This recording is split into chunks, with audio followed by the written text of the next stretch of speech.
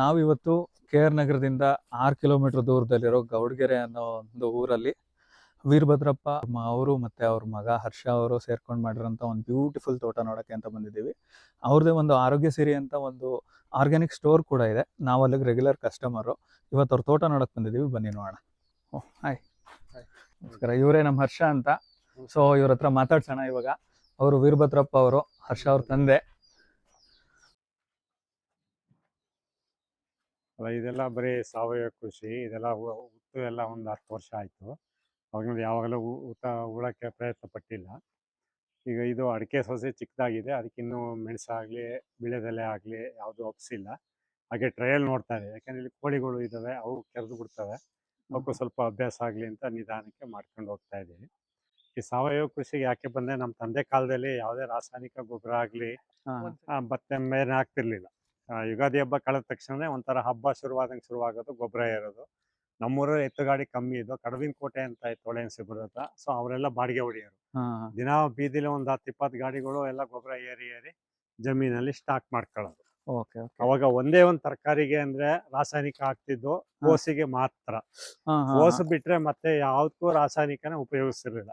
ಅದು ಏನೋ ಜಮಕ್ಷನ್ ಪೌಡರ್ ಅಂತ ಏನೋ ಬರೋದು, ಅದನ್ನ ಒಂದು ಬಟ್ಟೆ ಒಳಗೆ ಹಾಕೊಂಡು ಹಿಂಗೆ ಕೊಡುವಾಗ. ಆಗ ಸ್ಪ್ರೇಯರ್ ಎಲ್ಲ ನಮ್ ಕಡೆ ಇರ್ಲಿಲ್ಲ ಅವಾಗ. ಹಾಗಾಗಿ ನಾವೇನ್ ಮಾಡ್ದು, ರಿಟೈರ್ಡ್ ಆದ್ಮೇಲೆ ಸಾವಯವ ಕೃಷಿಗೆ ಅಂತ ಬರ್ತಾ ಇದ್ವಿ. ಮೊದ್ಲೆಲ್ಲ ನಾವು ಶೋ ಗಿಡಗಳನ್ನೆಲ್ಲ ತುಂಬಾ ಬೆಳೆಸಿದ್ವಿ. ಯಾವ ಪೀರಿಯಡ್ ಅಂತ ಕೇಳ್ಬೋದಾ? 82ನೇ ಇಸ್ವಿ ಬ್ಯಾಂಕಿಗೆ ಸೇರಿದ್ಮೇಲೆ, ಯಾಕೆ ನಾವು ಅಂತ ಪರ್ಮನೆಂಟ್ ಆದ್ವಿ. ಒಂದ್ 1 ವರ್ಷ ಅಂತ ಪರ್ಮನೆಂಟ್ ಆಯ್ತು. ಅವಾಗಿಂದ ನಾವೇನ್ ಮಾಡಿದ್ವಿ, ಶೋ ಗಿಡಗಳನ್ನ ಬೆಳೆಸ್ಲಿಕ್ಕೆ ಪ್ರಯತ್ನ ಪಟ್ಟು. ಹಾಗೆ ಬಂದು ಅವಾಗ ಹಾಸನ ಆಕಾಶವಾಣಿಲೂ ಒಂದ್ಸರಿ ನಮ್ಮ ಹೆಸರು ಬಂದಿತ್ತು. ಆಮೇಲೆ ನಂತರ ಏನಾಯ್ತು ಅಂದ್ರೆ, ಭೋಪಾಲ್ ಟ್ರೆಜಿಡಿ ಆಯ್ತಲ್ಲ. ಟ್ರೆಜಿಡಿ ಆದ್ಮೇಲೆ ಒಂದು ಹೋಮ ನಡೀತು. ಒಂದು ಮನೆಯಲ್ಲಿ ಹೋಮ ಮಾಡ್ಕೊಂಡು ಎಲ್ಲಾರ್ಗು ಏನೇನೋ ಸತ್ರು ಮತ್ತೆ ಏನೇನೆಲ್ಲ ಆಯ್ತು. ಈ ಮನೆಯವರು ಸಾಯ್ಲಿಲ್ಲ. ಅವಾಗ ಪೇಪರ್ ಅಲ್ಲಿ ಒಂದು ಆರ್ಟಿಕಲ್ ಬಂತು, ಈ ಹೋಮ ಮಾಡಿದ್ರಿಂದ ಅವರು ಉಳ್ಕೊಂಡ್ರು, ಈ ರೀತಿ ಆದ್ರು ಅಂತ.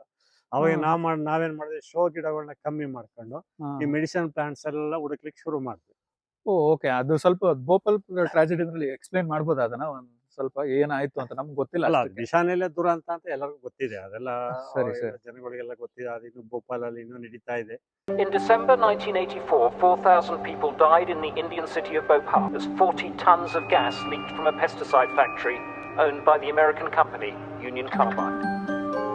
एक पत्थर था लंबा चौड़ा सा, उस पर एक आदमी मरा पड़ा था।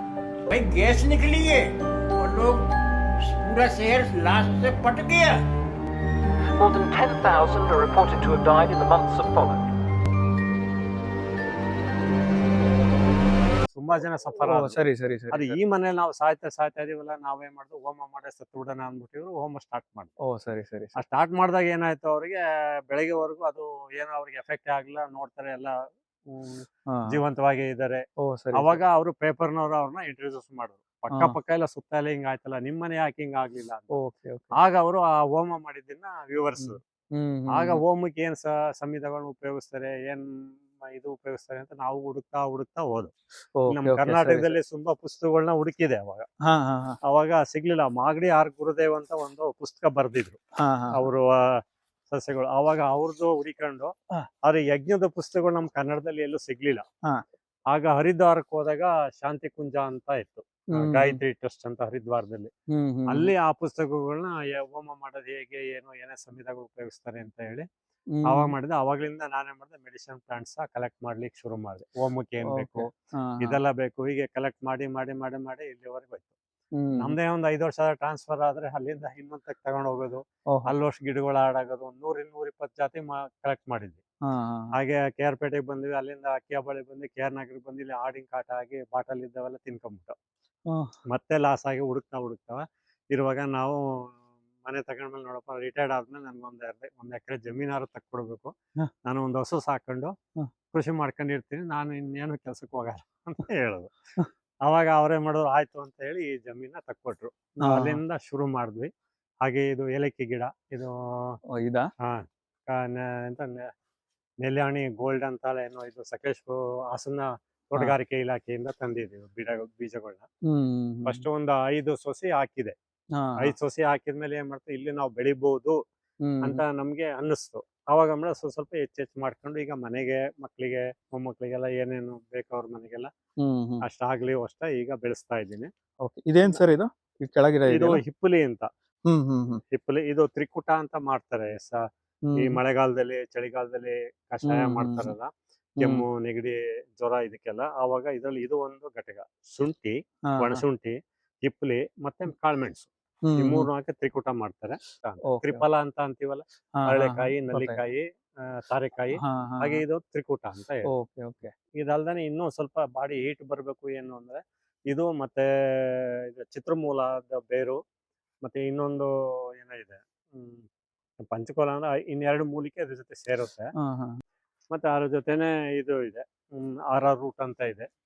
ಹಿಂದೆ ಈ ಎಲ್ಲ ಜಾಸ್ತಿ ಇಷ್ಟು ಮಕ್ಕಳಿಗೆ ಬೇಬಿ ಫುಡ್ ಎಲ್ಲ ಇರ್ಲಿಲ್ಲ. ಅವಾಗ ಏನ್ ಮಾಡ್ತಾ ಇದ್ರೆ ಈ ರೂಟ್ ಅಂತ ಹೇಳಿ ಮಕ್ಕಳಿಗೆ ಕಮ್ಮಿ ಅಂದ್ರೆ ಸ್ವಲ್ಪ ಕಮ್ಮಿ ದುಡ್ಡಿಗೆ ಸಿಕ್ತಿತ್ತು. ಇದು 100 ಗ್ರಾಮು 20-30 ರೂಪಾಯಿನ ಸಿಕ್ತಿತ್ತು ಆವಾಗ. ನಾವೇನ್ ಮಾಡಿದ್ರೆ ನಮ್ಮ ಹಿರೇ ಮಗನಿಗೆಲ್ಲ ಕರೆಕ್ಸು ಇವೆಲ್ಲ ಕೂಡ ಸಿರಿಲಾಕ್ ಅವೆಲ್ಲ ಕೂಡ ಬದ್ಲಿಗೆ ನಾವೇನ್ ಮಾಡ್ತೀವಿ ಇದನ್ನೇ ಪೌಡರ್ ತಂದು ಗಂಜಿ ಮಾಡಿ ಮಕ್ಕಳಿಗೆ ಕೊಡ್ತಾ ಇದ್ವಿ. ಇದು ಒಳಗಡೆ ಇರೋದು ಗೆಡ್ಡೆ ರೂಟ್ ಆರೋ ಅಂದ್ರೆ ಬಾಣದಂಗ ಒಂದು ರೂಟ್ ಇರುತ್ತೆ ಒಳಗಡೆ ಗೆಡ್ಡೆ. ಅದನ್ನ ತಂದು ರುಬ್ಬಿ ಒಂದು ಬಟ್ಟೆ ಕಟ್ಟಿ ಅದನ್ನ ಸೋಸ್ಬಿಟ್ಟು ಒಂದ್ ಸ್ವಲ್ಪ ನೀರ್ ತುಂಬಿ ಬಿಟ್ಟು ಬಿಡೋದು. ಆಮೇಲೆ ಇದಕ್ಕೆ ಅಷ್ಟೇ ಎಲ್ಲ ತಳಗಡೆ ಹೋಗಿ ಕುತ್ಕೊಳ್ಳುತ್ತೆ. ಕುತ್ಕೊಂಡ್ಮೇಲೆ ಆ ನೀರ್ನ ಬಗ್ಗಿಸ್ಬಿಟ್ಟು ಆ ಪುಡಿನ ತಕೊಂಡು ಒಣಗಿಸಿ ಪೌಡರ್ ಮಾಡಿ ಇಟ್ಕೊಂಡ್ರೆ 2 ವರ್ಷ ಬರುತ್ತೆ ಮಕ್ಕಳಿಗೆ. ಒಳ್ಳೆ ಫುಡ್ ಇದು. ಈ ಪ್ರೊಸೀಜರ್ ಎಲ್ಲ ಹೇಗ್ ಕಲ್ತಿದ್ದೆ ಅಂದ್ರೆ ನೀವು ಕೆಲವು ಬುಕ್ ಅದೇ ಬುಕ್ ಹುಡುಕಳ್ತೀವಿ ನಾವು. ಈಗ ಮಾಗಡಿ ಅರ್ಬುರ್ದಾವೆ ಆದ್ರೆ ಅವ್ರ ಏನ್ ಮಾಡ್ತಾರೆ ಇಂಟ್ರೊಡಕ್ಷನ್ ಕೊಡ್ತಾರೆ, ಈ ಗಿಡ ಇಂತ ಔಷಧಿಗೆ ಇದಕ್ಕೆ ಅಂತ. ಅದು ಮಾಡ್ಬೇಕಾದ್ರೆ ನಾವು ಬೇರೆ ಕಡೆನೆ ಹುಡುಕಬೇಕಾಗುತ್ತೆ. ಈ ಕೇರಳದಲ್ಲಿ ಇದನ್ನ ಜಾಸ್ತಿ ಉಪಯೋಗಿಸ್ತಾರೆ. ಈಗ ಅದಿಲ್ಲ, ಕುವಾ ಅಂತ ಹೇಳ್ತಾರೆ ಅವರು. ಇದರಲ್ಲೂ 2 ತರ ಇದೆ, ಫಾರಿನ್ ಇದೆ, ನಮ್ಮ ಇಂಡಿಯಾದ. ಬಸ್ಲೆ ಅದು 3 ಜಾತಿ ಇದೆ, ಹಸಿರು, ಕೆಂಪು, ಇನ್ನೊಂದು ಇದು ಅದು ಬಿಳಿಗಿರಿ ರಂಗನ ಬೆಟ್ಟದಲ್ಲಿ ಒಂದು ಸಿಗುತ್ತೆ. ಅದು ಕ್ಯಾಮ್ರಾ ನೋಡ್ಕೊಂಡು ಮಾತಾಡಿ, ಇದು ನಡೆಯುತ್ತೆ. ಇದು ಗಂಟು ಬಸ್ಲೆ ಅಂತ ಒಂದು ಸಿಗುತ್ತೆ. ಅವ್ರೇನ್ ಮಾಡ್ತಾರೆ ಕಾಡಲ್ಲಿ ನಮ್ಮ ಈ ಬಸ್ಲೆ ಸಿಗದೆ ಇದ್ದಾಗ ಅವ್ರೇನ್ ಮಾಡ್ತಾರೆ ಕಾಡು ಬಸ್ಲೆ ತಂದು ಅದರಲ್ಲಿ ಬೀಜ ಆಗಲ್ಲ, ಬರೀ ಒಂದ್ ಗಂಟು ಬರುತ್ತೆ. ಆ ಗಂಟು ತಗೊಬಂದು ನಾವು ಹಾಕಿದ್ರೆ ಅದರಿಂದ ಮತ್ತೆ ಗಿಡ ಬರುತ್ತೆ. ನಮ್ದ್ರೆಲ್ಲ ಬೀಜದಲ್ಲಿ ಗಿಡ ಬರ್ತೀವಿ, ಇಲ್ಲ ಬಳ್ಳಿ ಹಾಕ್ತಿವಿ. ಅದ್ರಲ್ಲಿ ಬಳ್ಳಿ ಬದ್ಲಿಗೆ ಗಂಟು ಹಾಕಿದ್ರೆ ಅದು ಗಂಟು ಬಸ್ಲೆ ಬರುತ್ತೆ. 3 ತರ. ಇದು ಕಾಡು ಕೊತ್ತಂಬರಿ ಅಂತ. ಯಾವ್ದು ಇದ? ಈ ಕಾಡು ಕೊತ್ತಂಬರಿ ಯಾವಾಗ ನಮ್ಮ ಮಾರ್ಕೆಟ್ ಅಲ್ಲಿ 20 ರೂಪಾಯಿ 30 ರೂಪಾಯಿ ಒಂದ್ ಕಟ್ ಸಾಂಬಾರ್ ಸೊಪ್ಪ ಆಯ್ತದೆ, ಅವಾಗ ಇದಕ್ಕೆ ಬೆಲೆ ಬರುತ್ತೆ. ಇದನ್ನ ನೋಡಿ ಘಮ ನೋಡಿ, ಸಾಂಬಾರ್ ಸೊಪ್ಪಿನ ಘಮ ಇದ್ದಂಗೆ ಇರುತ್ತೆ. ಇದು ಇಪ್ಪನೇ ಎಲೆ ಮಧ್ಯೆ ಹಾಕಿದ್ವಿ. ಹಸುಗಳಿಗೆ, ಹಸುಗಳಿಗೆ, ಕಾಡುಗಳಿಗೆ, ಕುರಿಗಳಿಗೆ ಇವಕ್ಕೆಲ್ಲ ಮೇವು ಆಗುತ್ತೆ. ಮತ್ತೆ ನಮಗೆ ಸ್ವಲ್ಪ ಬೇಸಿಗೆಯಲ್ಲಿ ಆ ಕಡೆ ಬಿಸಿಲು ಹೊಡಿದಂಗೆ ಸ್ವಲ್ಪ ನೆರಳು ಆಗುತ್ತೆ. ಆಮೇಲೆ ಈ ಸರಿ ಎಲ್ಲ ಕಾಯಿ ಸುಲ್ಸಿದ ಒಂದ್ 7-8 ಸಾವಿರ ಸಿಪ್ಪೆ ಇತ್ತು. ಅದನ್ನೇ ನಾವು ಮಾರಕ್ ಹೋಗ್ಲಿಲ್ಲ, ಯಾಕೆಂದ್ರೆ ನಮ್ಗೆ ಇಲ್ಲಿ ಮುಚ್ಚಳಿಕೆ ಬೇಕು ಜಾಸ್ತಿ. ಇಲ್ಲಿ ಬೇಸಿಗೆನಲ್ಲಿ ಜಾಸ್ತಿ ಕೇಳುತ್ತೆ. ಇದು ಶಾಡೋ ಏರಿಯಾ ಆಗಿದ್ರಿಂದ ಇಲ್ಲಿ ನೀರ್ ಜಾಸ್ತಿ ಬೇಕಾಗುತ್ತೆ. ಅದಕ್ಕೆ ನಾವೇನ್ ಮಾಡ್ತೀವಿ ಅಂದ್ರೆ ಈಗ ತೆಂಗಿನ ಸಿಪ್ಪೆ ಅಲ್ಲಲ್ಲೇ ಸುರಿದಿದೀವಿ. ಅದೇ ಟೈಮ್ ಸಿಕ್ತಂಗೆ ಹರಡ್ಕೊಂಡು ಸುತ್ತಲೂ ಮುಚ್ಚಳಿಕೆ ಕೊಟ್ಕೊಂಡ್ ಬರ್ತಾ ಇದೀವಿ. ಇದು ಡ್ರೈ ಮಲ್ಚಿಂಗ್ ಅಂತ ಹೇಳ್ತೀವಿ. ಇಲ್ಲಿ ಸರಿ ಮಳೆಗಾಲದಲ್ಲಿ ಗೆಣಸಿನ ಬಳ್ಳಿ ಹಾಕಿದ್ದೆ, ಈ ಗೆಣಸಿನ ಬಳ್ಳಿ ಎಲ್ಲ ಹೊರಟೋಗಿದೆ. ಈಗ ಡ್ರೈ ಮಲ್ಚಿಂಗ್ ಕೊಡ್ತೀವಿ, ಮತ್ತೆ ಮಳೆಗಾಲಕ್ಕೆ ಅದು ಅಲ್ಲಲ್ಲೇ ಬಳ್ಳಿ ನೆಟ್ಟಾಗ ಇಲ್ಲ ಆಗುತ್ತೆ. ಇದೇ ರೀತಿ ಈ ಕಡೆ ಮಲ್ಚಿಂಗ್ ಇದೆಯಲ್ಲ ಗೆಣಸಿನ ಬಳ್ಳಿಗೆ, ಇಲ್ಲೆಲ್ಲ ಹರಡಿದೀವಿ ನೋಡಿ. ಇದ್ರ ಸುತ್ತ ಅಡಿಕೆ ಮರ ಸುತ್ತವ, ಏಲಕ್ಕಿ ಮರಕ್ಕೆ. ಏಲಕ್ಕಿಗೆ ಏನು ಅಂದ್ರೆ ಅದು ನಮ್ಮಲ್ಲಿ ಇಲ್ಲಿ ಬೆಳಿಬಾರ್ದು ಅಂತ ಹೇಳ್ತಾರೆ. ಯಾಕಂದ್ರೆ ಇಲ್ಲಿ ಬರಲ್ಲ, ಇಲ್ಲಿ ಶಾಡೋ ಏರಿಯಾ ಅಂದ್ರೆ ತುಂಬಾ ಶ್ರಮ ಬೇಕಾಯ್ತದೆ. ಅದಕ್ಕೆ ನಾವೇನ್ ಮಾಡಿ ಶ್ರಮ ಕಮ್ಮಿ ಮಾಡಕ್ಕೆ ವರ್ಷ ಸ್ವಲ್ಪ ಮಣ್ಣು ಹಾಕೊಂಡು ಗೊಬ್ಬರ ಹಾಕೊಂಡು ಅದ್ರ ಮೇಲೆ ತೆಂಗಿನ ಸಿಪ್ಪೆ ಸುತ್ತಲೂ ಮುಚ್ಚಿದೀವಿ. ಆಮೇಲೆ ತೆಂಗಿನ ಸಿಪ್ಪೆ ಏನ್ ಮಾಡುತ್ತೆ, ನೀರ ಹೀರ್ಕೊಂಡು ಅದ್ ನಿಧಾನಕ್ಕೆ ಬಿಡುಗಡೆ ಮಾಡುತ್ತೆ. ನಾವು ಸ್ವಲ್ಪ ನೀರ್ ಹಾಕಿದ್ರು ಸಾಕು, ಅದು ಏಲಕ್ಕಿ ಗಿಡ ಒಣಗಲ್ಲ. ಈಗ ಅವು ಅಷ್ಟು ನೀರ್ ಕೇಳಲ್ಲ. 2 ದಿನಕ್ಕೊಂದಿನ ಇಲ್ಲ 1 ದಿನ ಸ್ವಲ್ಪ ಹಾಕಿದ್ರು ಆ ತೇವಾಂಶ ಇರುತ್ತೆ, ಚೆನ್ನಾಗಿ ಬೆಳೆಯುತ್ತೆ. ಅದೇ ಒಂದೆಲಗ. ಅದು ಈ ಒಂದೆಲಗದಲ್ಲಿ 2 ಜಾತಿ ಇದೆ. ನಮ್ಮ ನಾಟಿ ತಳಿದು ಚಿಕ್ಕದಾಗಿರುತ್ತೆ, ಇದು ಸ್ವಲ್ಪ ದೊಡ್ಡದಾಗಿರುತ್ತೆ. ಇದು ಉತ್ತರ ಭಾರತದ ಕಡೆದು. ಇದು ಇಲ್ಲಿದೆಯಾ ಇದು, ಆದ್ರೆ ಇದು ಒಂದ್ ಸ್ವಲ್ಪ ಈ ನಯಸ್ ಜಾಸ್ತಿ ಇರುತ್ತೆ. ಲೋಳೆ ಅಂತೀವಲ್ಲ, ಅದು ಇದ್ರಲ್ಲಿ ಜಾಸ್ತಿ ಇರುತ್ತೆ. ಕೆಲವರು ಇಷ್ಟಪಡಲ್ಲ ಇದು ತಿನ್ಲಿಕ್ಕೆ. ಇನ್ನೊಂದು ನಮ್ದು ದೊಡ್ಡ ಎಲೆ ಇಲ್ಲಿದೆ, ಕವಲೆಯಲ್ಲಿದೆ. ಅದು ಸ್ವಲ್ಪ ಲೋಳೆ ಬರಲ್ಲ, ಕೈ ಅಂಶ ಜಾಸ್ತಿ ಬರುತ್ತೆ. ಇದು ಕಾಡು ಕೆಸು ಅಂತ ಹೇಳ್ತಾರೆ. ಇದು ಕೇರಳ ಕಡೆ, ಮಂಗ್ಳೂರ್ ಕಡೆ ಎಲ್ಲ ಜಾಸ್ತಿ ಇರುತ್ತೆ. ಎಲ್ಲಿ ನೀರ್ ಜಾಸ್ತಿ ಇರುತ್ತೆ ಅಲ್ಲಿ ಇರುತ್ತೆ. ಇದು ಕಾಂಡ ಆಗ್ಲಿ ದಿಂಡ ಆಗ್ಲಿ ಯಾವ್ದು ಉಪಯೋಗ ಬರಲ್ಲ. ಇದು ಕೆಳಗಡೆ ಕಾಂಡ ಏನಿದೆ ಗಟ್ಟಿದೆ ಅದನ್ನ ಹೆರೆದು ಅದನ್ನ ಚಿಪ್ಸ್ ತರನು ಮಾಡ್ತಾರೆ. ಅದನ್ನ ತೆಳು ಅಕ್ಕಿ ಹಿಟ್ಟಲ್ಲಿ ಅದನ್ನ ಚೂರ್ ಚೂರ್ ಮಾಡಿ ಟೂಟಿ ಫ್ರೂಟಿ ಹಂಗ ಮಾಡಿ ಅದನ್ನ ಅಕ್ಕಿ ಹಿಟ್ಟಲ್ಲಿ ನೆನೆಸಿ ಒಣಗಿಸಿಟ್ಟಿರ್ತಾರೆ. ನಮ್ಗೆ ಬೇಕಾದಾಗ ಅದನ್ನ ಎಣ್ಣೆಗೆ ಹಾಕೊಂಡು ತಿನ್ಬೋದು. ಇಲ್ಲಾರ ಅದು ಪಲ್ಯನೂ ಮಾಡ್ತಾರೆ. ನಮ್ಮ ಹುಡುಗನ ಫ್ರೆಂಡ್ ಒಬ್ರು ಅವ್ರಿಗೂ ಕೊಟ್ಟಿದ್ದು ಒಂದ್ಸರಿ, ಅವರು ಪಲ್ಯ ಮಾಡಿ ತಿಂದರೆ. ಇದನ್ನ ಕೆಲವು ಚಪಾತಿ ಹಿಟ್ಟಿಗೆ ಇದನ್ನ ಒಣಗಿದ ಮೇಲೆ ಪೌಡರ್ ಮಾಡಿ ಚಪಾತಿ ಹಿಟ್ಟಿಗೂ ಮಿಕ್ಸ್ ಮಾಡ್ಕೊಂತಾರೆ. ಒಳ್ಳೆ ಅಂದ್ರೆ ಇದು ಏನಂದ್ರೆ ಒಂದು ಕ್ವಶನ್ ಏನಂದ್ರೆ, ಇದು ಕೆಲವೊಂದು ನಾವು ಎಲ್ಲೆಲ್ಲೋ ಓಡಾಡ್ಬೇಕಾದ್ರೆ ಅಲ್ಲಿ ದಾರಿಲು ಪಕ್ಕದಲ್ಲೆಲ್ಲ ಬೆಳೆದಿರುತ್ತೆ. ಇದ್ರಲ್ಲಿ ಏನಾದ್ರು ತಳಿಗಳು ಬರ್ತವೆ, ತಿನ್ಬೋದು ತಿನ್ಬಾರ್ದು? ಬೇರೆ ಬೇರೆ ತರ ಇದೆ. ಕೆಲವು ನಾವು ಡೈರೆಕ್ಟ್ ತಿನ್ನಕ್ಕಾಗಲ್ಲ. ಕೆಲವು ಕೊಚ್ಚಗುಂಡಿಲೆಲ್ಲ ಬೆಳೆದಿದ್ದನ್ನೆಲ್ಲ ನಾವು ತಿನ್ಬಾರ್ದು. ಯಾಕಂದ್ರೆ ಅದು ಕೊಚ್ಚಗುಂಡಿಲಿ ಏನು ಕೆಮಿಕಲ್ಸ್ ಇರ್ತದೆ ಅದನ್ನ ಹೀರ್ಕೊಂಡಿರುತ್ತೆ. ಅದನ್ನೆಲ್ಲ ನಾವು ತಿನ್ನಕ್ ಹೋಗ್ಬಾರ್ದು. ಶುದ್ಧವಾದ ನೀರ್ ಹತ್ರ ಇಲ್ಲ ಗದ್ದೆ ಬದಿನಲ್ಲಿ ಇಲ್ಲೆಲ್ಲ ನದಿ ಬದಿನಲ್ಲಿ ಹರಿತಾ ಇರ್ತಲ್ಲ ಅಂತ ತಗೋಬೇಕು. ಕೊಚ್ಚಗುಂಡಿತೆಲ್ಲ ತಿನ್ನಕ್ ಹೋದ್ ಏನಾಗುತ್ತೆ ಅಂದ್ರೆ ಶೋಷಣೆ ಮಾಡ್ಕೊಂಡ್ಬಿಟ್ಟಿರ್ತದೆ ಕೆಮಿಕಲ್ಸ್ ಎಲ್ಲ. ಅದನ್ನ ನಾವು ತಿನ್ನಕ್ ಹೋಗ್ಬಾರ್ದು, ತಿನ್ಬಾರ್ದು. ಆದ್ರೆ ಕಬಾಳೆ ಅಂತ ಇದೆ, ಇದು ಇದೆ. ಅವೆಲ್ಲ ಏನ್ ಮಾಡ್ತಾರೆ ಕೆಮಿಕಲ್ಸ್ ನ ಹೀರ್ಕೊಂಡ್ಬಿಡ್ತಾರೆ. ಇದೆಲ್ಲ ಶುದ್ಧವಾದ ಇದ್ರಲ್ಲಿ ನೀರಲ್ಲಿ ಇದ್ದಾಗ ತಗೊಂಡು ತಿನ್ಬೋದು. ಕೆಸುವಿನಲ್ಲಿ ಇನ್ನೊಂದ್ ಜಾತಿ ಇದು. ಇದನ್ನ ಡೈರೆಕ್ಟ್ ಆಗಿ ಹಾಗೆ ಉಪಯೋಗಿಸಬಹುದು. ಇಪ್ಪತ್ತೊಡೆ ಮಾಡ್ಲಿಕ್ಕೆ, ಪಲ್ಯಕ್ಕೆ, ಸಾರಿಗೆ ನಾವು ಡೈರೆಕ್ಟ್ ಆಗಿ ಉಪಯೋಗಿಸಬಹುದು. ಇದನ್ನೇನು ಅಡಿಗೆ ಸೋಡಾ ಹಾಕಿ ಬಸ್ತು ನೀರ್ ತೆಗೆದು ಮತ್ತೆ ಪಲ್ಯ ಮಾಡ್ಬೇಕು ಅಂತ ಏನಿಲ್ಲ. ಇದು ನಮ್ಮ ಇಂದ್ರಪ್ರಸ್ಥ ಮೈಸೂರ್ ಹತ್ರ. ಸೊ ಅವರ ತೋಟದಿಂದ ಇದು ತಂದೆ ಎಲ್ಲ ಬೆಳೆಸಿದ್ವಿ. ಓ ಸರಿ ಸರಿ. ಅಂದ್ರೆ ಇದನ್ನ ಎಲೆಯನ್ನು ಬಳಸಬಹುದು ನೀವು? ಎಲೆ ದಂಟು ಎಲ್ಲ ಬಳಸಬಹುದು. ಇದೇನ್ ಬರಲ್ಲ. ಇನ್ನು ಅಲ್ಲಿರೋದು ಆಚೆ ಇರೋದು ಆರ್ವಿ. ಅದು ಆರ್ವಿ ಗೆಡ್ಡೆ ಮಾತ್ರ ಅದನ್ನ ಬೆಳೆಸ್ತಾರೆ. ಅದೇ ರೀತಿ ಇದು ಲೆಮನ್ ಗ್ರಾಸ್ ಅಲ್ಲಿ ಇದು ಒಂದು ಸಿಟ್ರೋನಿಲಾ ಅಂತ. ಲೆಮನ್ ಗ್ರಾಸ್ ಆದ್ರೆ ಲೆಮನ್ ಟೈಪ್ ಸ್ಮೆಲ್ ಬರುತ್ತೆ. ಆದ್ರೆ ಇದು ನೋಡಿ ಸ್ಮೆಲ್ ಏನು ಅಂತ ಕಂಡಿದ್ದೀವಿ. ಹಿಂದೆ ಏನಾದ್ರು ಬಳಸಿರ್ಬೋದು ನೀವು. ಇದ್ರದ್ದು ನೋಡಿ ಸ್ಮೆಲ್. ಗೊತ್ತಾಯ್ತು. ಅಂದ್ರೆ ಇದು ಲೆಮನ್ ಗ್ರಾಸ್ ಅಂತಾನೆ. ಇದು ಟಾಮ್ ಸೂಪ್ ಅಂತ ಬರುತ್ತೆ ಚೈನೀಸ್, ಅದ್ರಲ್ಲಿ ಯೂಸ್ ಮಾಡ್ತಾರೆ ಇದನ್ನ. ಇದು ಕುಡಿಯಕ್ಕೆ ಉಪಯೋಗ, ಶರೀರಕ್ಕೆ ಉಪಯೋಗಿಸಬಾರ್ದು. ಓ ಹಂಗ? ಸೊಳ್ಳೆ ಪರದೆ. ಅದೇ ಗೊತ್ತಾಯ್ತು. ಅದೇ ಈಗ ಹಚ್ಚೋದು ಇದು ಬರುತ್ತಲ್ಲ. ಸೊಳ್ಳೆಗೆ ಮಾಡಲ್ಲ ರೆಗ್ಯುಲರ್ ರಾಸಾಯನಿಕ ಸೊಳ್ಳೆ ಬರಲ್ಲ, ಬರ್ತದೆ ಕಚ್ಲಿಕ್ಕೆ. ಆ ಸ್ಮೆಲ್ ನೋಡಿ ಮತ್ತೆ ಇಂಕ್ ಹೋಗುತ್ತೆ, ಬರುತ್ತೆ ಇಂಕ್ ಹೋಗುತ್ತೆ. ಓ ಸರಿ ಸರಿ ಸರಿ. ನ್ಯಾಚುರಲ್ ಓಡೋಮಾಸ್. ಸಿಟ್ರೋನಿಲಾ ಹೇಳ್ತಾರೆ. ಲೆಮನ್ ಗ್ರಾಸ್ ಇದೆ ಓಡೋಮಾಸ್ ಮಾಡೋದು. ಆಗಸ್ಟ್ ಇಂದ ಶುರುವಾಗಿತ್ತು ಇದು ಫಸಲು ಬರ್ಲಿಕ್ಕೆ. ಈಗೆಲ್ಲ ಒಂದ್ಸರಿ ಫಸ್ಟ್ ಬಂದಿದ್ದೆಲ್ಲ ಮುಗ್ದಿದೆ. ಈಗ ಎರಡನೇ ಸಾರಿ ಬರ್ತಾ ಇದೆ ಇಲ್ಲಿ. ನಮಗೆ ಸಾಧಾರಣ ಇದು ಏಪ್ರಿಲ್ ಮೇ ಜೂನ್ ವರ್ಗೂ ನಮಗೆ ಸಿಗುತ್ತೆ. ಮತ್ತೆ ಆಗಸ್ಟ್ ಇಂದ ಸ್ಟಾರ್ಟ್ ಆಗುತ್ತೆ. ಇದೆಲ್ಲ ಮುಗೀತಿ ಈಗ ಫಸ್ಟ್ ಕುಯ್ಲು. ಅಂದ್ರೆ 3 ಕುಯ್ಲು 4 ಕುಯ್ಲು ಕುಯ್ದಿದೀವಿ. ಇಂತ ಒಂದು ಗಿಡದಲ್ಲಿ ಎಷ್ಟು ಏಲಕ್ಕಿ ಬರ್ಬೋದು ಅಂತ ನೀವು ಗ್ರಾಮ್? ಒಂದಕ್ಕೆ ಒಂದು 1/2 600 ಗ್ರಾಮ್ 700 ಗ್ರಾಮ್ ತನಕ ಸಿಗುತ್ತೆ. ನೀವು ಡ್ರೈ ಮಾಡಿದ್ರೆ ಒಂದು 100 ಗ್ರಾಮ್ 150 ಗ್ರಾಮ್ ಲೆಕ್ಕ ಇಟ್ಕೊಬಹುದು ಅಷ್ಟೇ ಒಂದ್ ಗಿಡಕ್ಕೆ. ಅಂದ್ರೆ ಇದಕ್ಕಿಂತಲೂ ಜಾಸ್ತಿ ಈಲ್ಡ್ ತೆಗಿಯೋರು ಇದಾರೆ. ಬಟ್ ಈಗ ನಮ್ದು ಈ ವಾತಾವರಣದಲ್ಲಿ ಈ ತೋಟದಲ್ಲಿ ಅಷ್ಟೇ ಬರ್ತಾ ಇರೋದು. ಅಂದ್ರೆ ಈಗ ನೀವು ಇದನ್ನ ಮನೆ ಪರ್ಪಸ್ಗೆ ಅಂತ ಮನೆ ಪರ್ಪಸ್ಗೆ ನಮ್ಮ ಅಕ್ಕಂಗೆ ನಮ್ಮ ಅಣ್ಣಂಗೆ ಈ ತರ ನಮ್ಮ ರಿಲೇಟಿವ್ಸ್ ಅಲ್ಲಿ ಈ ತರ ಕೊಟ್ಕೊಂತೀವಿ. ಅಂದ್ರೆ ಸೇಲ್ ಮಾಡೋ ಮಟ್ಟಿಗೆ ಇನ್ನೂ ಔಟ್ಪುಟ್ ಬಂದಿಲ್ಲ. ಇದು ಆಕ್ಚುಲಿ ನಾವು 4 ಬಾಕ್ಸ್ ತಂದಿದ್ವಿ. 4 ಬಾಕ್ಸ್ ಅಲ್ಲಿ ಇದಕ್ಕೂ ಕಾಯಿಲೆ ಎಲ್ಲ ಬರುತ್ತೆ. ಸೊ ಇದೇನು ಆತರ ಮೇಂಟೆನೆನ್ಸೇ ಇಲ್ಲ. ವರ್ಷಕ್ಕೆ ನಮ್ಮ ಮನೆಗೆ ಬೇಕಾದಷ್ಟು ಜೇನ್ನ ತಗೊಂಡು ಅದಕ್ಕೂ ಬಿಡ್ಬೋದು ನೀವು. ಈಗ ಆಕ್ಚುಲಿ ಜೇನು ಹುಳ ತುಂಬಾ ಜಾಸ್ತಿ ಆಗಿದೆ. ಆಚೆ ಬನ್ನಿ ಗೊತ್ತಾಗುತ್ತೆ. ಈಗ ತುಂಬಾ ಜಾಸ್ತಿ ಆಗಿದೆ. ಈಗ ಸಂಜೆ ಹೊತ್ತೆಲ್ಲ ಗೂಡ್ ಸೇರ್ತಾ ಇದೆ. ಈಗ ಅಲ್ಲೂ ಮಾಡ್ಕೊಂಡಿದೆ ನೋಡಿ. ಈಗ ಅವೇ ಇಲ್ಲೊಂದು ಎಕ್ಸ್ಟ್ರಾ ಒಂದು ಹೋಲ್ ಮಾಡ್ಕೊಂಡಿದೆ.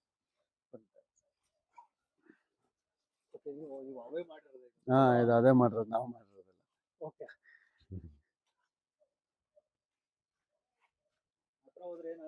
ಹತ್ರ ಹೋದ್ರೆ ಏನಾಗಲ್ಲ. ಬಟ್ ಈಗ ಎಲ್ಲರೂ 4 ಜನ ನಿಂತ್ಕೊಂಡ್ರು ಬ್ಲಾಕ್ ಮಾಡಿದ್ರೆ ಕೆಲವದ್ರಲ್ಲಿ ಸೈನಿಕಗಳು ಇರ್ತಾವಲ್ಲ, ಅವು ಕಡಿಯೋ ಚಾನ್ಸಸ್ ಇರುತ್ತೆ. ಬಟ್ ಇದು ಆತರ ಯೂಶುವಲಿ ಕಡಿಯಲ್ಲ.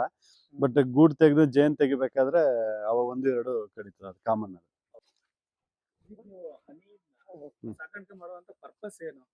ಅದು ಆಕ್ಚುಲಿ ಹನಿ ಇಲ್ಲ ಅಂತಂದ್ರೆ ನಿಮ್ದು ವ್ಯವಸಾಯನೇ ಇಲ್ಲ.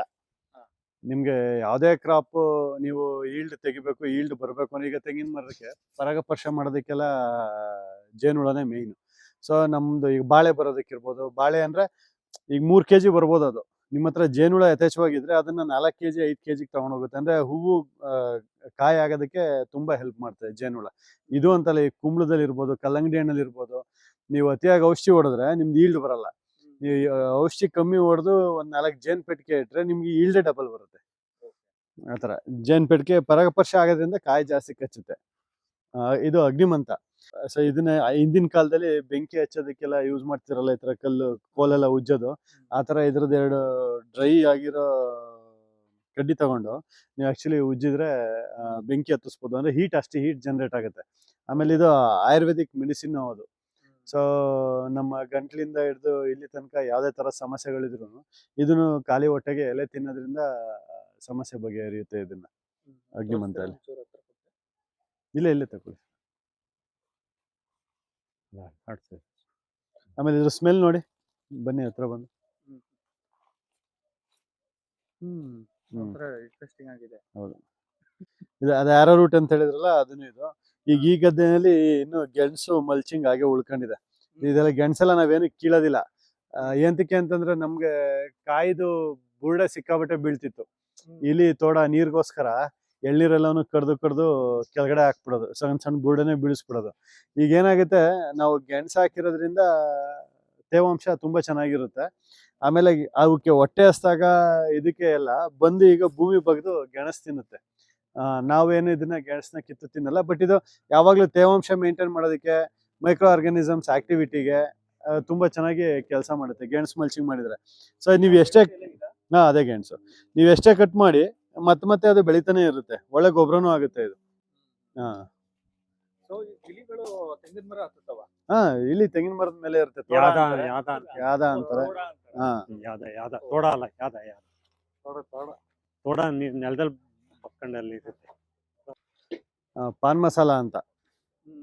ಸೊ ಇದನ್ನ ತಿನ್ನಿ, ನೀವೇ ಅದ್ರದ್ದು ಟೇಸ್ಟ್ ಹೇಳಿ.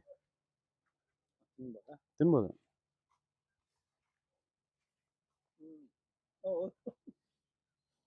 ಊಟ ಮಾಡಿ ಆದ್ಮೇಲೆ ಒಂಚೂರು ಎಲೆ ಹಾಕೊಂಡ್ರೆ ಹೌದು, ಪಾನ್ ಮಸಾಲ ಅಂತ ಹೇಳ್ತಾರೆ. ಇದು ನಾವು ಶ್ರೀಕೃಷ್ಣ ನರ್ಸರಿ ಶಿವಮೊಗ್ಗದಲ್ಲಿ ತಂದಿದ್ದು. ಈಗ ಆಲ್ರೆಡಿ ಒಂದು 30-40 ಗಿಡ ಮಾಡಿ ಕೊಟ್ಟಿದ್ವಿ ಬೇರೆಯವ್ರಿಗೆ. ಇದೇನಂತ ದೊಡ್ಡ ಮರ ಆಗೋದಿಲ್ಲ. ಇದು ತಂದಾಕಿ ಒಂದು 3-4 ವರ್ಷ ಆಯ್ತು. ಪಾಪ 3-4 ವರ್ಷ ಆಯ್ತು. ಆಗಿಂದಲೂ ಇಷ್ಟೇ ಇದು. ಇಷ್ಟಕ್ಕೆ ಬೀಜ ಬಿಡುತ್ತೆ, ಸೀಡ್ ಬಿಡುತ್ತೆ. ಅದ್ ತಗೊಂಡು ಇದ್ ಮಾಡ್ತೀವಿ, ಗಿಡ ಮಾಡೋದು. ಇದು ಆಲ್ ಸ್ಪೈಸಸ್ ಅಂತ, ಸರ್ವ ಸಾಂಬಾರ ಅಂತಾರೆ. ನೀವು ಪಲಾವ್ ಎಲೆ ಅಂತೀರಿ ಗೊತ್ತಾ, ಆ ತರ ಬಂದಿದೆ. ಬಟ್ ಇದು ಪಲಾವ್ ಎಲೆ ಅಲ್ಲ, ಈ ಸರ್ವ ಸಾಂಬಾರ ಅಂತಾರೆ. ಸ್ಮೆಲ್ ಮಾಡಿ, ಏಲಕ್ಕಿ, ಚಕ್ಕೆ, ಜಾಯಿಕಾಯಿ ಇದ್ರ ಮಿಕ್ಸ್ ಸ್ಮೆಲ್ ಮಾಡ್ತಾರೆ. ಯೂಸ್ ಮಾಡ್ಬೋದು. ಡ್ರೈ ಮಾಡಿದ್ ಯೂಸ್ ಮಾಡ್ತಾರೆ, ಹಸಿದ್ ಯೂಸ್ ಮಾಡಲ್ಲ. ಡ್ರೈ ಮಾಡಿದ್ ಯೂಸ್ ಮಾಡ್ತಾರೆ. ಇದು ಕರಿಜೀರಿಗೆ ಅಂತೀವಲ್ಲ, ಅದು ಕರಿಜೀರಿಗೆ. ಕರಿಜೀರಿಗೆ ಅಂತ 108 ಕಾಯಿಲೆಗೆ ಅಂತ ಮಾರ್ತಾರೆ ನೋಡಿ. ಜ್ವರಕ್ಕೆ ಇವಕ್ಕೆಲ್ಲ ಮಳೆಗಾಲದ ಇದಕ್ಕೆ ಇದೇ ಕಹಿ ಜೀರಿಗೆ. All Spice. ಈಗ ಮೆಣಸಿನ ಗಿಡ ಎಲ್ಲ ಕೂರ್ಸಿದೀವಿ, ನೀಟಾಗಿ ಹಬ್ತಾ ಇದೆ. ಇದಕ್ಕೆ ಮೆಣಸು ಎಷ್ಟು ಟೈಮ್ ತಗೊಳುತ್ತೆ ಯೂಶಲಿ ಬರಕ್ಕೆ? ಬೇಕು ನಿಮ್ಗೆ 1-2 ವರ್ಷ ಆದ್ರೆ ಚೆನ್ನಾಗಿ ಬಿಡುತ್ತೆ. 2-3 ವರ್ಷ ಆದ್ರೆ. ಅಲ್ಲಿ ತೋರಿಸ್ತೀನಿ ಎಲ್ಲ ಹಾಕಿರೋದು. ಅದು ನಾವೇನು ಮೇಂಟೈನೇ ಮಾಡದೆ ತುಂಬಾ ಚೆನ್ನಾಗಿ ಬಿಟ್ಟಿದೆ. ಅದಾಗೆ ಬೀಳುತ್ತೆ, ಅದಾಗೆ ಬೆಳೆಯುತ್ತೆ. ನಾವು ಮೇಂಟೈನೇ ಮಾಡಿಲ್ಲ ಅದು. ಇದು ಲವಂಗ ತುಳಸಿ ಅಂತ. ತುಳಸಿ ಎಲೆನೆ ತುಂಬಾ ದೊಡ್ಡದಾಗಿರ್ದಂಗೆ ಸ್ಮೆಲ್ ಮಾಡಿ. ಆ ಕಡೆ ಈ ಕಡೆ ದಾರಿಲಿ ಬೆಳೆಸಿದೀವಿ. ಓಡಾಡುವಾಗ ನಮ್ಗೆ ತುಳಸಿ ಗಮನ ಬರುತ್ತೆ. ಇಲ್ಲೂ ಏಲಕ್ಕಿ ಇದು ನೆಲ್ಲೆಹಣ್ಣೆ ಗೋಲ್ಡ್ ಅಂತ ನೀವೆಲ್ಲ ಹಾಸನ್ ನರ್ಸರಿಯಿಂದ ತಂದಿದ್ದು, ಗೌರ್ಮೆಂಟ್ ನರ್ಸರಿಯಿಂದ. ಇಲ್ಲಿ ಇದೇನಾಗುತ್ತೆ, ಫಸ್ಟ್ ನೀರ್ ನಿಲ್ಲುತ್ತೆ ಮಳೆಗಾಲದಲ್ಲಿ. ನೀರು ಆಚೆನೂ ಹೋಗಲ್ಲ, ಈಚೆನೂ ಹೋಗಲ್ಲ. ಇದೇ ಮಾಡ್ತಾ ತಳದಿಂದ ನೀರ್ ಎದ್ಬಿಡುತ್ತೆ. ಅವಾಗ ಇಲ್ಲಿ 1-2 ಗಿಡ ನಮ್ದು ಹಾಳಾಯ್ತು. ಅವಾಗ ನೋಡುವಾಗ ಯಾಕೆಂದ್ರೆ ಅದು ನೀರ್ ನಿಂತು ಕಟ್ಟೆ ರೋಗ ಬಂದು ಹೋಯ್ತು. ಅವಾಗ ನಾವ್ ಮಾಡ್ತೀವಿ, ವರ್ಷ ಒಂದು 4 ಬಾಂಡ್ಲಿ ಮಣ್ಣಾಕಿ ಇಷ್ಟ ಎತ್ತರಕ್ಕೆ ತಂದಿದ್ದೀವಿ. ತಂದುಬಿಟ್ಟು ಈಗ ಸ್ವಲ್ಪ ಎತ್ತರ ಇದೆ. ಈಗ ಅದು ಈ ವರ್ಷ ಹಾಳಾಗ್ಲಿಲ್ಲ, ಅಷ್ಟೇ ಮಳೆ ಬಂದ್ರು ಈ ವರ್ಷ ಏನು ಹಾಳಾಗ್ಲಿಲ್ಲ. ಇದ್ರ ಮೇಲೆ ಮತ್ತೆ ಮುಂದಿನ ವರ್ಷ ಸ್ವಲ್ಪ ಮಣ್ಣು ಹಾಕ್ಬೇಕು, ಗೊಬ್ಬರ ಹಾಕಿ ಮಣ್ಣು ಹಾಕ್ಬಿಟ್ರೆ ಮತ್ತೆ ಎತ್ತರ ಆಗೋಗುತ್ತೆ. ಅವಾಗ ಅದು ಗೊನೆ ಬಂದಿದ್ದು ಹಿಂಗೆ ಇಳಿಜಾರಾಗಿ ಬರ್ಲಿಕ್ಕೆ ಒಳ್ಳೇದಾಗುತ್ತೆ. ಅವಾಗ ಎತ್ತರನೂ ಆಗುತ್ತೆ, ಗೊನೆಯೂ ಚೆನ್ನಾಗಿ ಬರುತ್ತೆ, ಸಂದಿಗೆಲ್ಲ ಹೋಗಲ್ಲ, ನಾವು ತುಣಿದಾಡಲ್ಲ. ಹಾಗಾಗುತ್ತೆ. ಅದೇ ಒಂದು ಉಪಯೋಗ ಇದು. ಮತ್ತೆ ತೇವಾಂಶನೂ ಹಿಡಿದಿಟ್ಟಿರುತ್ತೆ ಇದು. ಅಂದ್ರೆ ಇದು ಯಾಲಕ್ಕಿ ಇದೇನಾ ಇದು? ಏಲಕ್ಕಿ ಇದು ಈಗ 2ನೇ ಸಾರಿ ಬರ್ತಾ ಇದೆ. ಇದಿನ್ ಮತ್ತೆ ಏಪ್ರಿಲ್ ವರೆಗೂ ಇದರಲ್ಲಿ ಹೂ ಬರ್ತಾ ಇರ್ತದೆ, ಕಾಯಿ ಬರ್ತಾ ಇರ್ತದೆ. ಇದು ಹೊಸದು ಇದು ಬರ್ತದೆ. ಈ ಸಾರಿ ಇದು ಸ್ವಲ್ಪ ಬಿಟ್ಟಿತ್ತು, ಅದು ಹಳೇದು. ಇದು ಈಗ ಮತ್ತೆ ಬರ್ತಾ ಇದೆ. ಈಗ ಹಸುಗಳು ನಮ್ಮಲ್ಲಿ ಹಾಲು ಕೊಡ್ತಾ ಇಲ್ಲ. ಸೊ ಇದು ಜೀವಾಮೃತ ಮಾಡ್ತಾ ಇದೀವಿ. ಅದು ಗೋಕೃಪಾಮೃತಕ್ಕೆ ಅಂತ ಮಾಡಿದ್ವಿ. ಗೋಕೃಪಾಮೃತ ಖಾಲಿ ಅದೇ, ಅದಕ್ಕೆ ಗೋಕೃಪಾಮೃತಕ್ಕೆ ನಿಮ್ಗೆ ಫ್ರೆಶ್ ಮಜ್ಜಿಗೆ ಬೇಕು. ಸೊ ಹಂಗಾಗಿ ನಮ್ಮ ಹತ್ರ ಹಾಲಿಲ್ಲ, ಮಜ್ಜಿಗೆ ಇಲ್ಲ. ಸೊ ಹಂಗಾಗಿ ಗೋಕೃಪಾಮೃತ ಖಾಲಿ ಆಗಿದೆ. ಈಗ ಜೀವಾಮೃತ ಮಾಡ್ತಾ ಇದೀವಿ. ಇದಕ್ಕೇನು ಮಜ್ಜಿಗೆ ಹಾಲು ಎಲ್ಲ ಏನು ಬೇಕಾಗಿಲ್ಲ. ಹಸು ಸಗಣಿ, ಹಸು ಗಂಜಲ, ಸಾವಯವ ಬೆಲ್ಲ, ಕಡಲೆ ಹಿಟ್ಟು. ಸೊ ಏನಿದು ಉದ್ದೇಶ ಏನು ಅಂತ? ಇದು ಸುಭಾಷ್ ಪಾಳೇಕರ್ ಅವರು ಕಂಡಿಡ್ದಿದ್ದು. ಇದರಲ್ಲಿ ಎಲ್ಲಾ ಮಿನರಲ್ಸ್ ಇದು ಎಲ್ಲ ಇರುತ್ತೆ. ಇದರಲ್ಲಿ ಮಣ್ಣಿಂದ ಹೀರಿ ಗಿಡಕ್ಕೆ ಕೊಡುವಂತ ಸೂಕ್ಷ್ಮ ಜೀವಿಗಳು ಇದ್ರಲ್ಲಿ ಬೆಳೆಯುತ್ತೆ. 10 kg ಸಗಣಿ, ಒಂದು 5 ರಿಂದ 10 ಲೀಟರ್ ಗಂಜಳ, 2 kg ಬೆಲ್ಲ, ಮತ್ತೆ 2 kg ಯಾವುದೇ ದ್ವಿದಳ ಧಾನ್ಯದ ಹಿಟ್ಟು. ಇಷ್ಟು ಸೇರಿಸಿದ್ರೆ ಜೀವಾಣುಗಳು ಹೆಚ್ಚಾಗುತ್ತೆ. ಹೆಚ್ಚಾಗಿ ಜಮೀನಿಗೆ ಕೊಟ್ಟಾಗ ಏನಾಗುತ್ತೆ, ನಮ್ಮಲ್ಲಿರೋ ಇದರೆಲ್ಲ ಪೋಷಕಾಂಶಗಳನ್ನ ಹೀರಿ ಗಿಡಗಳಿಗೆ ಕೊಡುತ್ತೆ. ಗೋಕೃಪಾಮೃತ ಏನು ಅಂದ್ರೆ ನಾವು ಅದಕ್ಕೆ ಕೊಟ್ಟಿಗೆ ಗೊಬ್ಬರ ಕೊಡ್ಲೇಬೇಕು. ಕೊಟ್ಟಿಗೆ ಗೊಬ್ಬರ ಕೊಟ್ಟು ಗೋಕೃಪಾಮೃತ ಹಾಕಿದ್ರೆ ಅದು ಡಬಲ್ ಎಫೆಕ್ಟ್ ಆಗುತ್ತೆ. ಬರೀ ಗೋಕೃಪಾಮೃತ ಆಗಿದ್ರೆ ಅಷ್ಟು ಅದು ಉಪಯೋಗ ಬರಲ್ಲ, ಅದರಿಂದ ಪ್ರಯೋಜನ ಇಲ್ಲ ಅನ್ಬೋದು. ಅದಕ್ಕೆ ಮಾಡೋದು, ಕೊಟ್ಟಿಗೆ ಗೊಬ್ಬರ ಕೊಟ್ಟು ಅದು ಹಾಕ್ಬೇಕು. ಯಾರಿಗೆ ಕೊಟ್ಟಿಗೆ ಗೊಬ್ಬರ ಕಮ್ಮಿ ಇದೆ, ಬರೀ ಒಂದು ಹಸು ಇದೆ ಅಂದ್ರೆ ಅವ್ರು ಹೇಳ್ದಾಗ 30 ಎಕರೆ ಮಾಡ್ಬೋದು. ಈ ಜೀವಾಮೃತ ಮಾಡಿ ಹಾಕ್ತಾ ಇದ್ರೆ ಜೀವಾಣುಗಳನ್ನ ನಾವು ಅವಕ್ಕೆ ಭೂಮಿಗೆ ಸೇರಿಸ್ದಂಗೆ ಹೋಗ್ತಾ ಇರ್ತದೆ. ಮುಚ್ಚಳಿಕೆನ ಕೊಡ್ಲೇಬೇಕು. ಸೊ ಇದು ಒಂಥರ ನಿಮ್ಗೆ natural fertiliser. Natural fertiliser, extra ಪೋಷಕಾಂಶಗಳು ನಾವು ಕೊಡ್ತೀವಲ್ಲ ಗಿಡಕ್ಕೆ, ಹಾಗೆ ಇದು ಫರ್ಟಿಲೈಸರ್ ಅಂತ ಅನ್ನೋದ್ಕಿಂತ ಇದು ಬ್ಯಾಕ್ಟೀರಿಯಾಗಳು ನೀವು ಭೂಮಿಗೆ ಕೊಟ್ರೆ, ಸೊ ನಿಮ್ ಮಣ್ಣಲ್ಲಿ ಇರೋದನ್ನ ಗಿಡಕ್ಕೆ ತಗೊಂಡೋಗಿ ತಲುಪ್ಸೋ ಅಂತ ಕೆಲಸ ಮಾಡುತ್ತೆ. ಸೊ ಸೂಕ್ಷ್ಮಾಣುಜೀವಿ ಕೌಂಟ್ ಜಾಸ್ತಿ ಆಗುತ್ತೆ. ಈಗ ನಾವು 10 kg ಸಗಣಿಲಿ ಮತ್ತೆ ಒಂದು 10 ಲೀಟರ್ ಗಂಜದಲ್ಲಿ ಇದ್ದಿದ್ದು ಸೂಕ್ಷ್ಮಾಣುಜೀವಿನ ಈಗ 200 ಲೀಟರ್ ನೀರು ಹಾಕಿ ಅದಕ್ಕೆ ಬೆಲ್ಲ, ಕಡಲೆ ಹಿಟ್ಟೆಲ್ಲ ಹಾಕಿ ಆ ಸೂಕ್ಷ್ಮಾಣುಜೀವಿಗಳಿಗೆ ಫುಡ್ ಕೊಟ್ಟಂಗೆ. ಸೊ ನಾವು ಬೆಳಿಗ್ಗೆ ಸಂಜೆ ತಿರುಗಿಸ್ತಾ ಇದ್ರೆ ಸೊ ದೇ ವಿಲ್ ಇನ್ಕ್ರೀಸ್, ಅದ್ರದ್ದು ಕೌಂಟ್ ಇನ್ಕ್ರೀಸ್ ಆಗುತ್ತೆ. ಸೊ ಆಫ್ಟರ್ 7 days ನೀವು ಹಾಕಿದ್ರೆ ಸೊ ನೀವು 10 kg ಇರೋದನ್ನ 200 ಲೀಟರ್ ಮಾಡಿ ಕೊಟ್ಟಂಗೆ. ಈ 200 ಲೀಟರ್ನ ಮತ್ತೆ ನೀವು 200, 300, 1000 ಲೀಟರ್ ನೀರಿಗೆ ಮಿಕ್ಸ್ ಮಾಡಿ ಕೊಡ್ಬೋದು. ಸೊ ಮಲ್ಟಿಪ್ಲೈ ಮಾಡ್ಕೊಂಡು ಭೂಮಿಗೆ ಕೊಡೋದು. ಇದು ಚಕ್ಕೆ ಗಿಡ ಇಲ್ಲಿ ಬರುತ್ತೋ ಇಲ್ವೋ ಅಂತ ಇಲ್ಲಿ 2 ಗಿಡ ಹಾಕಿದೀವಿ. ಚೆನ್ನಾಗಿ ಬೆಳೀತಾ ಇದೆ. ಈಗ ನೆಕ್ಸ್ಟ್ ಹೂ ಸ್ಟಾರ್ಟ್ ಆಗಿದೆ. ನೆಕ್ಸ್ಟ್ ನೋಡ್ಬೇಕಿಲ್ಲ ಏನು ಬೀಜ ಆಗುತ್ತಾ ಹೇಗೆ ಅಂತವ. ಇನ್ನು ಕಟ್ ಮಾಡಿಲ್ಲ ಯಾವಾಗ್ಲೂ. ಇನ್ನೇನು ನೆಕ್ಸ್ಟ್ ಇಯರ್ ಅಲ್ಲಿ ಬುಡಕೆ ಕಟ್ ಮಾಡಿ ಅದನ್ನ ಚಕ್ಕೆ ತಕೊಂಡು ಮತ್ತೆ ಇದನ್ನ ಬೆಳಿಲಿಕ್ಕೆ ಬಿಡ್ಬೇಕು. ಚಕ್ಕೆ ಅಂದ್ರೆ ನಾವು ಕೇಳಿರೋದು ಸಿನಿಮಮ್ ಅಂತ. ಅದ ಅಂದ್ರೆ ಇದು ಪೂರ್ತಿ ತೆಗಿತಿರ್ತಾನೆ ಅದನ್ನ. ಅದು ಕಟ್ ಮಾಡ್ತಾರೆ. ಕಟ್ ಮಾಡ್ಬಿಟ್ಟು ಅದನ್ನ ಮತ್ತೆ ಸಣ್ಣ ತುಂಡು ಮಾಡಿ ಅದನ್ನ ಇದರಲ್ಲಿ ಇವಾಗೆಲ್ಲ ಮಿಷಿನ್ ಬಂದಿದೆ. ಮೊದಲೆಲ್ಲ ಚಾಕುನಲ್ಲಿ ತೆಗೆದು ಚಕ್ಕೆನ ಕಟ್ ಮಾಡ್ತಿದ್ರು. ಸರಿ. ಇವಾಗೆಲ್ಲ ಹೈಬ್ರಿಡ್ ಎಲ್ಲ ಬಂದಿದೆ. ಇದು ನಮ್ದು ನಾಟಿ ಇದು ಅಂತ ಬೆಳೆದಿದ್ದೀವಿ ಫಸ್ಟ್. ಈಗೇನು ಇದಕ್ಕೆ ಕಸಿ ಕಟ್ಟೋದೇನಿಲ್ಲ. ನೆಕ್ಸ್ಟ್ ಕಟ್ ಮಾಡಿ ಅದು ಬೆಳಿಬೇಕಷ್ಟೇ. ಇದು ಏನಾದ್ರು ಟೈಮ್ ಇರುತ್ತಾ? ಇಷ್ಟು ಟೈಮ್ ಆದ್ಮೇಲೆ ಅದು ಅದೇ ನೋಡ್ಬೇಕು. ಅದಕ್ಕೆ ಇವಾಗ ನಾವು ಕಟ್ ಮಾಡೋರು ಬೆಳೆಯೋ ಸ್ಟೇಜಲ್ಲಿ ಇರಬೇಕು. ಅದಕ್ಕಿಂತ ಮುಂಚೆ ನಾವೇನಾದ್ರು ಕಟ್ ಮಾಡಿಬಿಟ್ರೆ ಗಿಡ ಹೋಗೋ ಚಾನ್ಸಸ್ ಇರ್ತದೆ. ಅದಕ್ಕೆ ನೋಡ್ಕೊಂಡು ಅದನ್ನ ಕೊನೆಗಳನ್ನ ಕಟ್ ಮಾಡ್ಕೋಬೇಕು ನಾವು. ಅದೇ ಯಾಕೆ ಅಂತಂದ್ರೆ ನಾವು ಇಲ್ಲಿ ತಿರ್ಗಾಡ್ತೀವಿ ಜಾಸ್ತಿ, ಆ ಕಡೆ ಈ ಕಡೆ ತಿರ್ಗಾಡ್ತೀವಿ. ನಾವೇನಾಗ್ತೀವಿ, ಈಗ ತುಳಸಿ ವನದಲ್ಲಿ ನಾವು ಓಡಾಡ್ದಂಗೆ ಆಗುತ್ತೆ. ಯಾಕಂದ್ರೆ ಇದ್ರ ಆಕ್ಸಿಜನ್ ಹೆಚ್ಚು ಬಿಡುಗಡೆ ಮಾಡ್ತಾ ಇರ್ತದೆ. ಮತ್ತೆ ನಾವೇನಿದು ಹೆಚ್ಚು ಉಪಯೋಗಿಸೋಕೆ ಹೋಗಲ್ಲ, ಎಲೆ ಕರಗುತ್ತೆ, ಅಲ್ಲೇ ಬೀಳುತ್ತೆ. ಆ ಮಣ್ಣಿದೆಯಲ್ಲ, ಆ ಮಣ್ಣು ಸಹ ಔಷಧೀಯ ಗುಣ ಬರಬೇಕು. ಅದಕ್ಕಾಗಿ ನಾವು ಯಾವ್ದು ಮೆಡಿಸಿನ್ ಪ್ಲಾಂಟ್ಸ್ ಇಲ್ಲಿ ಬಳಸಿದ್ರು ಹೆಚ್ಚು ನಾವೇನೋ ಉಪಯೋಗಿಸೋಕೆ ಹೋಗಲ್ಲ. ಏನೋ ಧೂಪತ್ತಿ ಮಾಡಿದಾಗ ಸ್ವಲ್ಪ ಉಪಯೋಗಿಸ್ಕೊತೀವಿ ನಾವು. ಬಾಕಿದೆಲ್ಲ ಅಲ್ಲೇ ಗಿಡ ಎಲೆ ಎಲ್ಲ ಉದುರುತ್ತೆ, ಅಲ್ಲೇ ಇದಾಗುತ್ತೆ. ಆ ಮಣ್ಣು ಸಹ ಔಷಧೀಯ ಗುಣ ಬರಬೇಕು ಅಂತ ನಾವೇನ್ ಮಾಡಿದ್ವಿ, ಆ ಕಡೆ ಈ ಕಡೆ ತುಳಸಿಗಳನ್ನ ಬೆಳೆಸ್ತಾ ಇರ್ತೀವಿ. ಹಾಗೆ ಇದು ಟೀಂಚರ್ ಗಿಡ ಅಂತ ಹೇಳಿ. ಇದು ಹಿಂದೆ ಎಲ್ಲ ಅಲ್ಲಿ ಟೀಂಚರ್ ಎಲ್ಲ ಅವಾಗ ಸುಲಭ ಸಿಗದೆ ಇದ್ದಾಗ ಇಂಥ ಗಿಡ ಇರೋದು. ಇವಾಗ ಇದೇ ಮಾಡೋರು ಸ್ಕೂಲಲ್ಲಿ ಅಲ್ಲಿ ಇಲ್ಲಿ ಬಿದ್ದು ಮಕ್ಳೇನಾದ್ರು ಮಂಡಿ ಏನಾದ್ರು ತರ್ಚ್ಕೊಂಡ್ರೆ ಇದಾದ್ರೆ ಏನಾಗುತ್ತೆ ಅಂದ್ರೆ ಇದನ್ನ ಎಲೆನ ಒಸಗಿ ಹಾಕಿದ್ರ ರಸ ಬರುತ್ತೆ. ಅದು ಟೀಂಚರ್ ಹಂಗೆ ಇರುತ್ತೆ.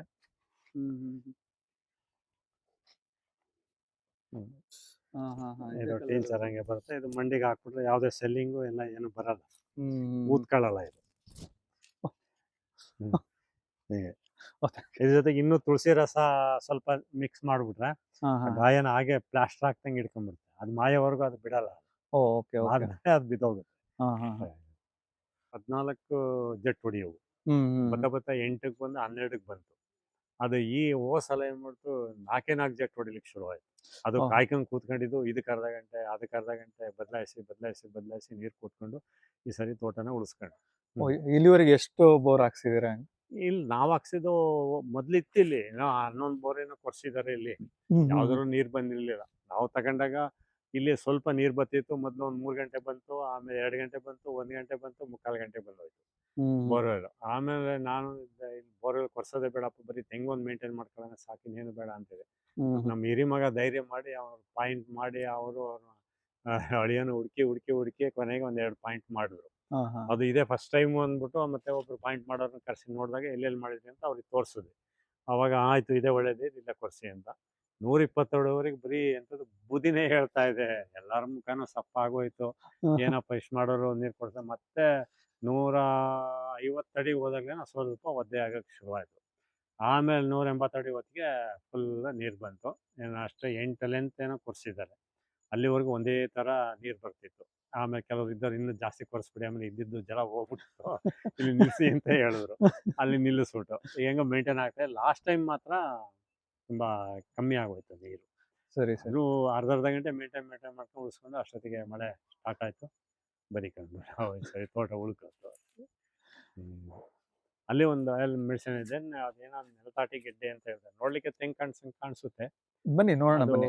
ಬೇರು ಏನಂದ್ರೆ ಒಂದು ಕಟ್ಟನ ಹಾವು ಅಂತ ಇರ್ತಲ್ಲ, ಬಿಳಿ ಕಪ್ಪು ಆ ಹಾವುನಂಗೆ ಅದ್ರ ಬೇರು ಬರುತ್ತೆ.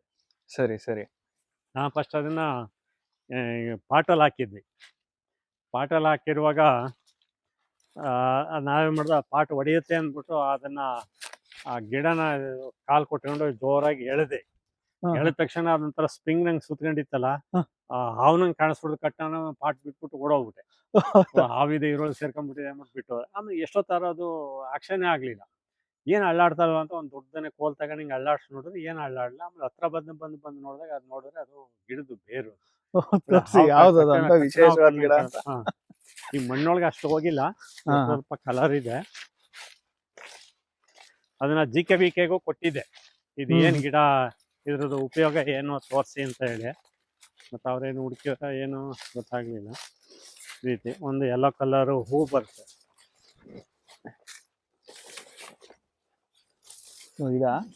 ನೋಡ್ಲಿಕ್ಕೆ ಒಂದು ಅಡಿಕೆ ಸೊಸಿ ಹೆಂಗಿರುತ್ತೆ. ಇದು ಹೂವಿಲ್ಲ ಈಗ. ಇದೇ ರೀತಿ ಗೊಂಚಲು ಯೆಲ್ಲೋ ಕಲರ್ ಹೂ ಬರುತ್ತೆ. ಇವಾಗ ಎಲ್ಲೋ ಕಾಣಿಸ್ತದೆ, ಯೆಲ್ಲೋ ಕಲರ್ ಹೂ ಇಲ್ಲ. ಇದು ಬೇಸಿಗೆ ಬರುತ್ತೆ.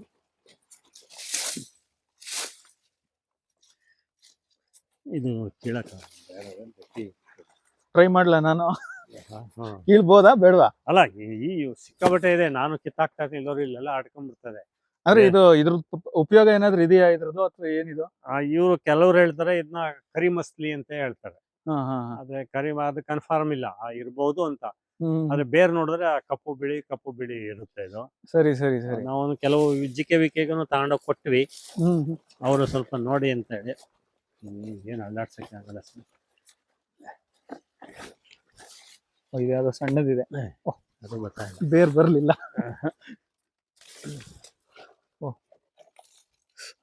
ಕರೆಕ್ಟ್. ಇದು ಇನ್ನೂ ಸಣ್ಣ. ಅಟ್ಲೀಸ್ಟ್ ಗೊತ್ತಾಗುತ್ತೆ ಇದ್ರಲ್ಲಿ. ಅಂದ್ರೆ ದೊಡ್ಡದಿದ್ರೆ ಯಾವ ರೀತಿ ಪಾಟಲ್ಲಿ ಹಾಕಿದಾಗ ಅದೇನತ್ತೆ, ಬೇರೆಲ್ಲ ಸುತ್ಕೊಂಡಿರುತ್ತಲ್ಲ, ಬೇರೆ ಸುತ್ಕೊಂಡಿರುತ್ತೆ. ನೋಡಿದ ತಕ್ಷಣ ಇದು ಹಾವು ಹೊತ್ತೇಟು, ಕಪ್ಪು ಬಿಳಿಗೆ ಎಲ್ಲ ಸುತ್ಕೊಂಡ್ಬಿಟ್ಟಿತ್ತು. ಹಾವಂತ ಎದುರಿ ಓಡೋಗಿದೆ. ನೋಡಿ, ಇದೇ ಇದೆ ಕೊಟ್ಟಿದ್ದಲ್ಲ. ಏನೋ ಸ್ವಲ್ಪ ಚೆನ್ನಾಗಿದೆಯಲ್ಲ, ಅಡಿಕೆ ಗಿಡದಂಗೆ ಪಾಟಲ್ಲಿ ಹಾಕ್ಲಿಕ್ಕೆ ಚೆನ್ನಾಗಿದೆ ಅಂತ ಹೇಳಿ ನಾವು ಇದನ್ನ ಎಲ್ಲ ಕಾಡಲ್ಲಿ ಕಿತ್ಕೊಂಡ್ ಬಂದ್ವಿ. ಕಿತ್ಕೊಂಡ್ಬರ್ಸಾಗ ಇದು ಇನ್ನೂ ಡೀಟೇಲ್ಸ್ ಇಲ್ಲಿವರೆಗೂ ಎಲ್ಲೂ ಸಿಕ್ಕಿಲ್ಲ. ಅಂದ್ರೆ ಇದ್ರದ್ದು ನೋಡ್ರಪ್ಪ, ಯಾರಿಗಾದ್ರೂ ಗೊತ್ತಿದ್ರೆ ಇದನ್ನ ಹೇಳ್ಬೋದು ಅಂತ ಅನ್ಬೋದು. ಸ್ಟೂಡೆಂಟ್ಸ್ ಯಾರೆಲ್ಲ ಕಾಲೇಜಿಗೆ ಏನಾದ್ರು ಕೊಟ್ರೆ ಅವರಿಗೆ ಇದ್ರ ಬಗ್ಗೆ ಹೆಚ್ಚು ಗೊತ್ತಾಗ್ಬೋದು.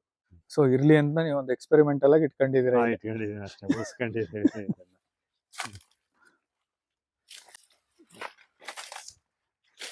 ಇನ್ನೆಲ್ಲ ಅವೇ ಮೆಡಿಸಿನ್ ಪ್ಲಾಂಟ್ಸ್ ಇದೆ. ವಿಷಮದಾರಿ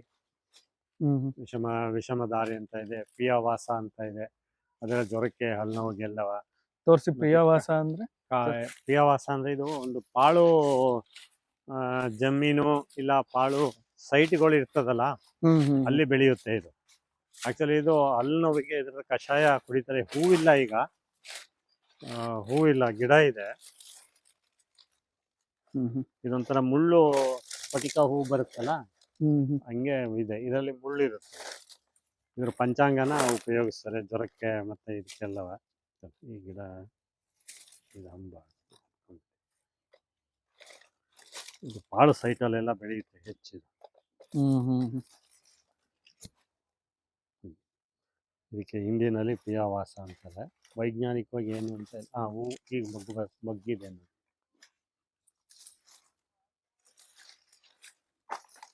ಇದು ಹಲ್ಲು ನೋವಿಗೆ ಮತ್ತೆ ಜ್ವರಕ್ಕೆ ಇದ್ರೆ ಪಂಚಾಂಗನ ಕಷಾಯ ಕುಡಿತಾರೆ. ಹಲ್ಲು ನೋವಿದ್ರೆ ಬಾಯಿ ಮುಕ್ಕಳಿಸಿ ಅದನ್ನ ಹೊರಗಡೆ ಹಾಕಿ. ಇದು ಪಂಚಾಂಗ ಅಂದ್ರೆ ನೀವು ಅದೇ ತ್ರಿಕೂಟ ಅಂತ ಹೇಳಿದ್ರಲ್ಲ, 5 ಮೂಲಿಕೆಗಳು. ಅಲ್ಲ, ಇದು ಒಂದೇ ಗಿಡ. ಅಂದ್ರೆ ಪಂಚಾಂಗ ಅಂದ್ರೆ ಇದು ಅಂಗ, ಇದು ಪಾರ್ಟು. ಓ ಸರಿ. ಬೇರು, ಎಲೆ, ಹೂವು, ಕಾಯಿ, ಇದು ಪಂಚಾಂಗ ಅಂದ್ರೆ. ಹೂವು ಈಗ ಎಲ್ಲೋ ಕಲರ್ ಬರ್ತಾ ಇದೆ. ಸೇಮ್ ಸ್ಫಟಿಕ ಹೂ ಇದ್ದಂಗೆ ಇರುತ್ತೆ. ಇದರಲ್ಲಿ ಮುಳ್ಳಿರುತ್ತೆ ಅಷ್ಟೇ. ಪಾಳು ಸೈಟು ಅಲ್ಲಿ ಇಲ್ಲಿ ಇರ್ತದೆ, ಅಲ್ಲಿ ಗೊತ್ತಿರೋದಿಲ್ಲ. ಅದೇ ನಾವೇನೋ ಮುಳ್ಳಿಗಿಡ ಅಂತ ತಿಳ್ಕೊಂತೀವಿ. ಆಕ್ಚುಲಿ ಅದು ಔಷಧಿ ಗಿಡನೇ ಅದು. ನೀವು ಇಲ್ಲಿ ಇಷ್ಟು ಆರಾಮಾಗಿ ಓಡಾಡ್ತಾ ಇರ್ತೀರಲ್ಲ, ಅಂದ್ರೆ ಈಗ ಹಾವಿಂದ ಹುಳ ಉಪ್ಪೆ ಕಾಟ ಅದನ್ನೆಲ್ಲ ಯಾವ ರೀತಿ? ಮೊದ್ಲು ನಾಗರಾವು, ಮಂಡ್ಲದಾವು, ಕೆರೆ ಹಾವುಗಳೆಲ್ಲ ತುಂಬಾ ಇತ್ತು. ಅವಾಗ ಯಾವಾಗ ನಮ್ಮ ನಾಯಿಗಳು ಸುಮಾರು 2 ನಾಗರಾವು ಕಚ್ಚಿ 2 ಸತ್ತೋಯ್ತು. ಆ ಮಂಡ್ಲದಾವು ಕೆಲವು ಅವ್ರು ಕಚ್ಚಿಸ್ಕೊಂತವೆ. ಅವಕ್ಕೂ ಏನಂದ್ರೆ ಒಂದ್ ಸ್ವಲ್ಪ ಇವ್ರು ಬೇಟೆ ಕರ್ಕೊಂಡು ಹೋಗ್ಬಿಟ್ಟು ಆ ನಾಯಿನ ಬೇಟೆ ತರ ಅವಕ್ಕೆ ತಲೆಗೆ ಇದಾಗ್ಬಿಡ್ತು. ದಿನಕ್ಕೆ 2 ಸಲ ಸುತ್ತುತ್ತವೆ. ಸುತ್ತಿ ಎಲ್ಲಿ ಹಾವು ಸಿಗ್ತದೆ ಮಧ್ಯಕ್ಕೆ ಕಚ್ಕೊಂಡು ಬಡ್ಚ್ ಕೆಡು ಬಿಡ್ತವೆ.